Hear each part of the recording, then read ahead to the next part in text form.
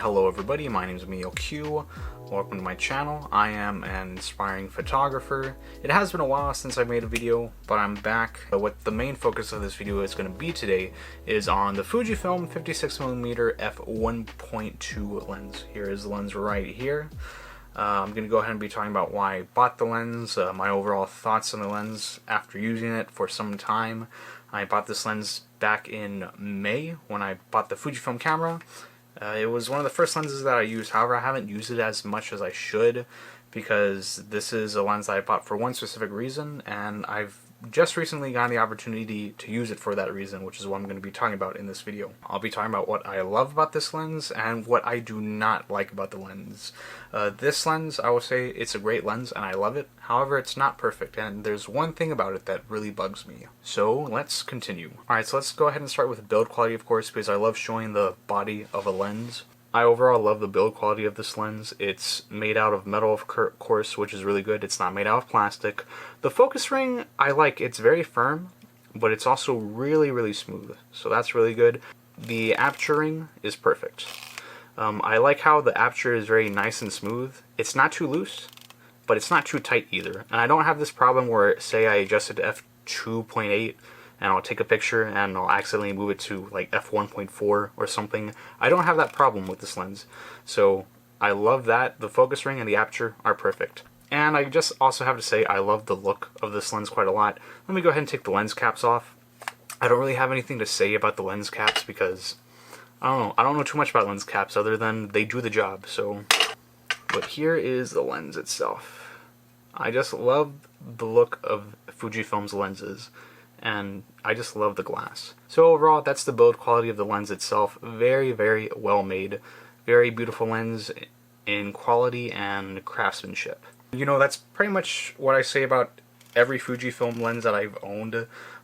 I just love the build quality that you get out of these lenses. I'm going to say that about almost every single lens that I purchase that is going to be produced by Fujifilm. Now I'm going to discuss why I bought this lens, and this is probably one of the reasons why you should buy this lens if you're a photographer and you are a person who owns a Fujifilm camera. The lens could be used for many different purposes, but the number one reason to use this lens is specifically, and to me this is a personal opinion, but this lens is perfect for portrait photography. Out of the two lenses that I use the 35 and the 60mm a lot when it comes to doing other things, but when it comes to portrait photography, this is the lens that I'm always going to have on. I have pretty much used this lens more than the other two lenses that I own, which is of course the 16mm and the 35mm, when it comes to this type of photography involving portraits. One main thing that makes this lens stand out from the other two lenses that I own is how low the aperture goes. The aperture ring goes all the way down to f1.2,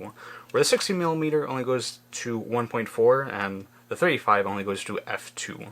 So this is a lens that is able to let in a lot more light than any of the other two lenses that I own. And of course, the lower the aperture, the more better quality photo you're going to get when it comes to bokeh quality. If you're a photographer who loves doing portrait photography and you're looking for a lens that's going to produce a very beautiful bokeh, that's going to make your subject or the person you're taking a picture of stand out in the background, then that's what this lens is pretty much perfect for. On a side note, one thing I also want to say is that I love using the aperture at f1.2, but I've started experimenting a lot recently, especially now that I have speed lights, and I actually like playing around with the aperture and adjusting it to, say, f2 or f2.8 or even higher, and I still like the bokeh quality that this lens produces when it's even not at f1.2. So overall, produces really good bokeh, and I really would recommend, if you do buy this lens or a lens that's similar to this, to play around with the aperture a lot more and not just leave it on the lowest number possible. This lens is also really good for landscape and street photography. Even though this lens is not as wide as, say, the 16mm f1.4 is, that lens is perfect for wide epic city shots or landscape shots. This lens is not as wide. It's very, very tight. However, it's allowed me to try to be a lot more creative when it comes to street and landscape photography. Now, I'll be honest, I'm not really like a crazy fan of like street or landscape photography, and I'm not an expert either. I wouldn't really know what's the difference between a good street photo and a bad street photo. But when you're in a situation similar to where I'm at right now, where sometimes you want to go out and you want to take pictures, but you don't have any pictures of people or even say like animals to take pictures of. All you're left with is, you know, just nothing but cities, fields, and maybe if you're lucky a beach. That's what I'm limited to right now, and I gotta say, when I do put this lens on, it is fun to just go out and shoot whatever you can find that is appealing to your eye and just try to be creative in that type of way. So when it comes to landscape and street photography, I think you will enjoy this lens. And in a low light situation, like I like nightlife, film noir or neo-noir looking films, so when I take pictures at night, I try to make my photos look similar to that type of setting. And that's what the 56mm would be great for. So that's all I'm going to say about the lens when it comes to landscape and street photography. And that's overall everything I like about the lens. I love the bokeh quality that you're going to get. To me, the images are very nice and very sharp. There do come moments where sometimes the images are not as sharp as I would like for them to be, but that all comes down to just adjusting your aperture and your settings on your camera. Like f1.2, you're going to get that great bokeh, but your images might not be as sharp as you want them to be. If you want a nice sharp image, you got to experiment with like f2.8, f4, f5.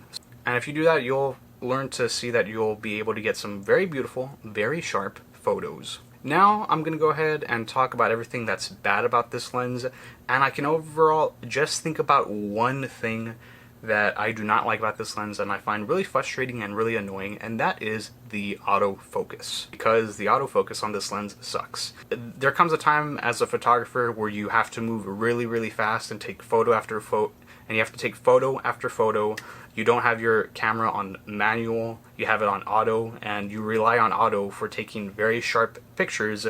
You will be disappointed with this lens. At least right now, during the time of me using this lens and owning the Fujifilm X-T3, it's just not a reliable lens for autofocus. A great example is the very first opportunity I got this year to take portrait photos. I must have taken at least like 25 or 30 photos, but only like 5 or 7 of those photos were actually usable. They were properly focused, where the rest of the photos that I took were kind of blurry. They weren't as sharp as I wanted them to be, and they were just kind of blurry. And what I wanted to be in focus, say like the subject's face, it wasn't in focus. It was focusing on an arm or a t-shirt or something that is just not supposed to be properly focused. I went ahead and took this lens off and I switched to the 35mm f2, which does not let in as much light as this lens does, and it's a much cheaper lens. It's $400 right now. But that lens is a perfect lens when it comes to autofocus quality. Every single photo I have taken with that camera, all the images are sharp and great.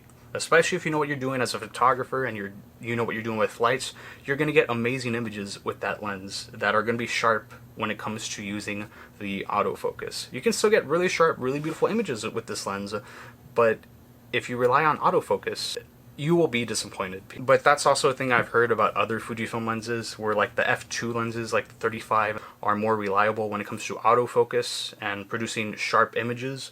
The more older lenses, like the 35mm 1.4 and this lens right here, are a lot more slower in autofocus, and they're not as reliable. To me, that's normally not a big deal. I like using manual focus, but when I did use this for autofocus, I was actually surprised at how bad the autofocus was. I'm not sure if I need to do a firmware update for my Fujifilm camera. I own the X-T3, and I know just fairly recently there was a firmware update. Maybe that'll help the lens out a bit, but you know, as of right now, me using the lens, autofocus is terrible. But that's all I have to say about the lens when it comes to what's bad about it. It's still a great lens. It still produces really beautiful images. It's just unreliable when it comes to autofocus. And I think it's a perfect time to go ahead and end the video here. If you made it to the end of this video, thank you so much for watching. More videos will be coming out very, very soon. There are some updates I want to share with you, but I'll save that for another time. There's still a couple of videos I want to make during November. and there's a lot of changes that I'm going to want to do with this channel and other things going on outside of this channel. That's all I'm going to say for now. Till then, I hope you're doing good. I hope you're having a good November month right now in the year of 2020, or whatever time you're watching this right now, and that's all I'm going to say.